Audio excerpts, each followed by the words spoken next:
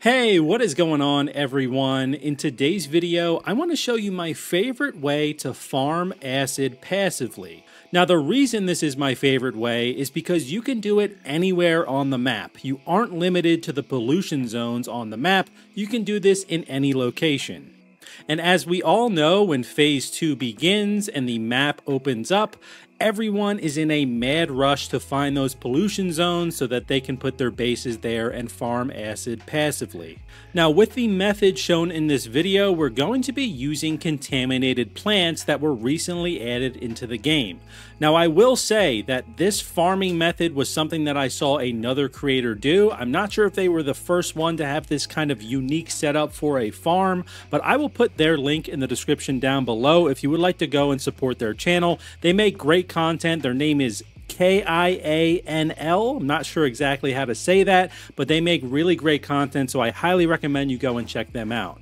So the first thing that you're going to want to do is go and collect contaminated plants. Now, when you collect contaminated plants, you will have a small chance to also get these seeds for that plant, which is what we're looking for here. So in order to find contaminated plants, those plants can grow in any pollution zone on the map, but I have by far had the best luck over on the western side of the map here, right above this mountain here, which is actually northwest of Securement Silo Alpha. This field here is all a pollution zone, and there are a bunch of contaminated plants here, so by far this has been the best area for me to farm. There's actually a teleportation tower just right down the road, so you can easily just go here and drive directly over there to find these plants.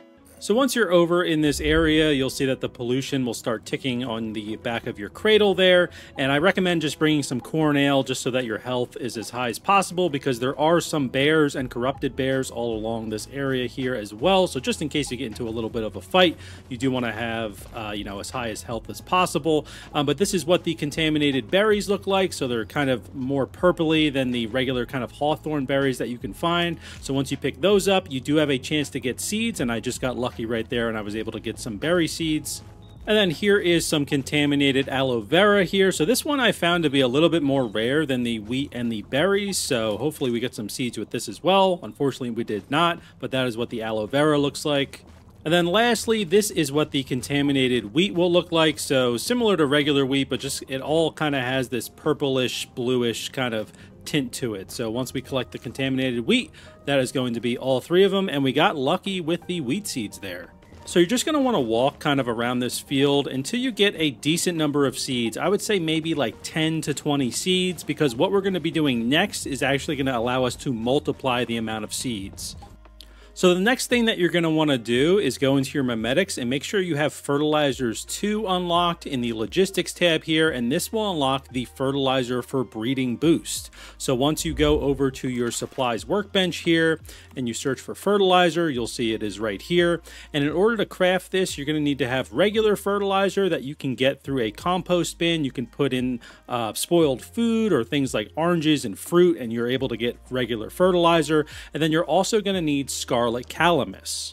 Now, a really fantastic spot to get Scarlet Calamus, and even though I know it's in a lot of different places on the map, but the spot I always use is this mushroom cave here that is actually northwest of Sunbury Middle School and then southeast of Sunbury, and there's a teleportation tower directly here. So let me show you exactly what this looks like. So once you go to that teleportation tower, all you need to do is walk directly over here, and you will see that there is a hole that we can just jump down, and this is a great spot to also farm mushrooms and also get the Growshroom that we are going to need later in the video anyway. So this is kind of a 2-for-1 here, where you're able to get Scarlet Calamus, farm mushrooms, and also potentially get a Growshroom. So you can see here there are mushrooms, and you have a chance to get a Growshroom when you are just harvesting mushrooms in the wild. And then you can also see there's also some Scarlet Calamus here as well. So you can kind of just go through this entire cave system. You can see all the different Scarlet Calamus we can get here. There is quite a bit. We've already collected over 30 of them, and it's only been about 2 minutes. You can see we got even more mushrooms, some more Scarlet Calamus here too, quite a bit of it. Oh, so there we go. We just picked that one and a Growshroom popped up. So let's go ahead and capture that here. And there we go. So now that we have a bunch of Scarlet Calamus and we also have a Growshroom, we can head back to the base. And then you can head back to your supplies workbench to make that breeding boost fertilizer. And what we're going to want to do at this step is basically just create as many seeds for contaminated plants as possible. That's why we're using that breeding boost. And in a second, we'll talk about this planter setup here. But what you can do at this stage is really just build the first level of it. So let me show you exactly how to do that. So you're going to want to start out by building 9 foundations, a 3x3 grid right here. You're going to want to make sure that you enable grid snapping by pressing caps lock so you can see you can turn the grid on and off. You're going to want an on for this. And then you're going to build these wooden low columns in every corner of the foundations other than these 4 outside corners. So it's going to look something a little like this. And then the next thing that you're going to want to do is build these small wooden half walls. So you're going to put 2 on all of the interior wooden low columns here, and they're going to look like this. And I will explain why we're doing this in just a second. I know it kind of looks weird right now, but trust me, it is definitely worth it.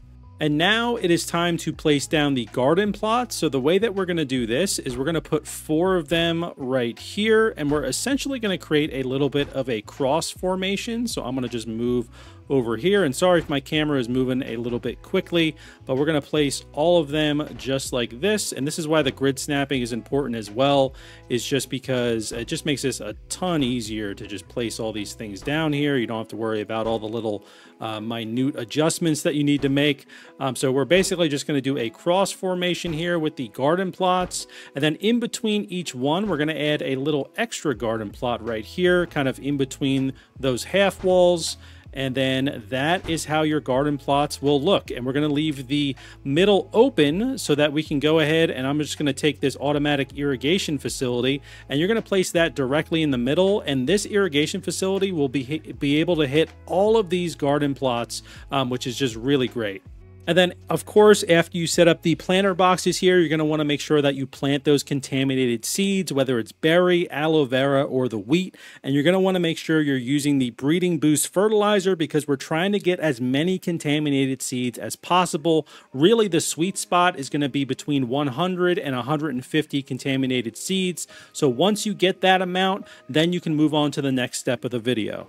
Now, what's great about these contaminated seeds is, yes, they do require water. You can see between 50 and 100 water, but they actually can survive in 0 light. You can see it's from 0 to 40. So you're actually able to cover up these planter boxes with ceilings if you would like to, and then that way they will get 0 light, so you don't have to fiddle with a grow light or anything like that. So that's what we're going to be doing for the next part, and we're going to be basically building up these garden plots so it is a multi-level garden.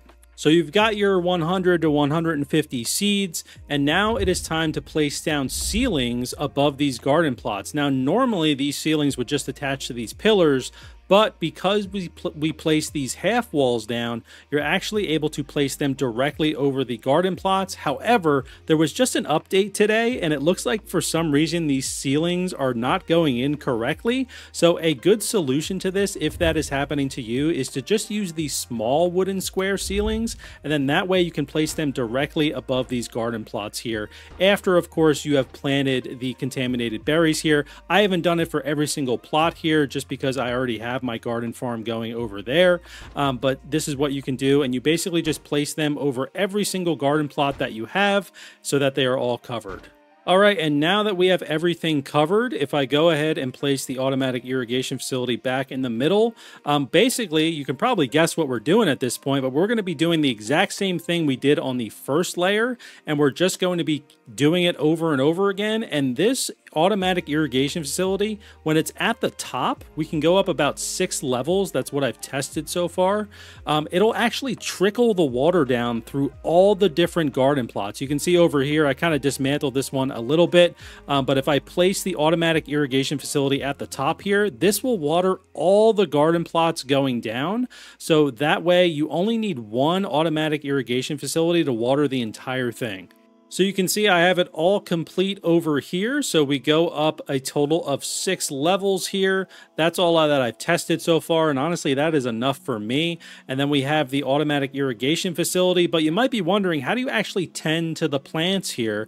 And actually, the Growshroom is able to go to all of these different planter boxes and tend to the plants. So that is why it is important to do that breeding fertilizer yourself so that you can use the fertilizer over in your separate little plot or your beginner plot on the first level here. And then once you have enough seeds, that's when you can start building up the other levels.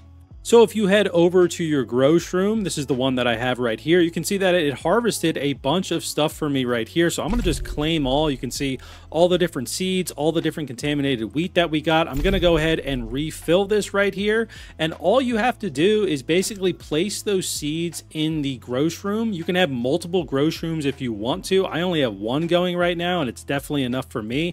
You can see I have 159 contaminated wheat seeds. So I'm going to just go ahead and deposit those, and that Growshroom is going to work on going and planting those and then harvesting them when they're ready. And then all I really have to do is just tend to the Growshroom and then go over to my brewing barrel to make the acid. And if you're wondering what this is basically just my purified water setup. I have a water tank here with 2 water pumps on the top with my osmosis water purifier. And then I just have a little water pump here that is pumping up to that irrigation facility. And you can see the Growshroom is working right now. He's planting all those seeds for me. And then all I have to do after I collect from the Growshroom is head over to my brewing barrel here, and I can deposit all this contaminated wheat that I have. I also have contaminated aloe vera, so if I wanted to, I'm going to just take that one weed out. I'm going to just go ahead and place all that in there. And just as an FYI of what the ratios are, so contaminated aloe vera, 2 of those will net you 1 acid, and then for wheat or berries, 3 of them will net you 1 acid. So really the best thing to get is contaminated aloe vera, but honestly it's totally fine to have any of the 3. As you can see, I have 185 acid to collect right here. So basically you can tend to this about twice a day, since that is kind of the growth cycle of all the contaminated plants here. And then all you have to do at the end of the day is just go to your Growshroom, collect, give it seeds, and then head over to your brewing barrel and deposit all those plants in there.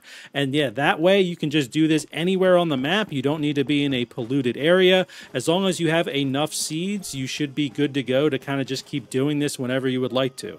And another great thing that you can do, since we built this on separate foundations from the rest of my base, is you can actually save this as a single building blueprint and then use it again in the next season as long as you have the materials for it. But honestly, this is mainly just garden plots and wood and then a few of the basic kind of gardening tools. So it really isn't too expensive of an acid farm.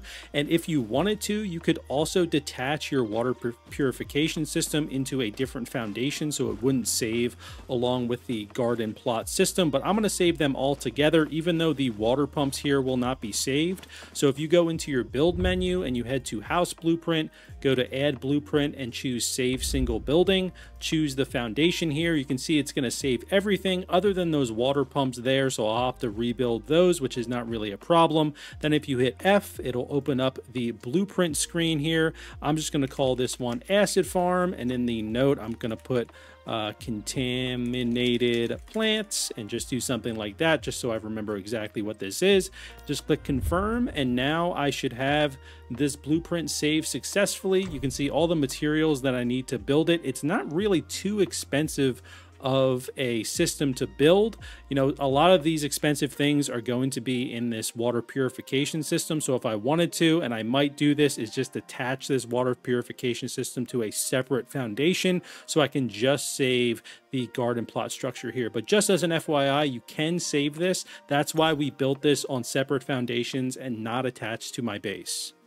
So there you have it, folks. In a nutshell, you want to gather a few contaminated seeds from that area I mentioned earlier in the video, use the breeding fertilizer to then make more of those seeds in the first level of this garden plot structure, and then build the rest of this garden plot structure, build up some levels of it, and get between 100 to 150 seeds, and let the Growshroom go and plant those seeds, and then harvest it. Once harvested, you can use those plants in a brewing barrel soil, and then you can make acid. So this is definitely my favorite way to do it because you can do it anywhere on the map. And I know it's not the most efficient way to do it. I know people in polluted zones are able to get more acid than this per day. But for someone like me that doesn't want to put their base in a polluted zone, this is just perfect for me. So let me know what you think about this in the comments down below. I'd love to see your thoughts. Also, feel free to join our Discord community. We've got a few thousand people in there, and they are all always willing to help with any questions that you may have. So feel free to join that community, linked in the description down below. And yeah, if you guys did enjoy the video, be sure to like and subscribe to help support the channel. I really appreciate all the support on my Once Human content. This is the best community around, and I could not be more grateful. So thank you so much for all your support, and I hope you have a great rest of your day. Take care, folks.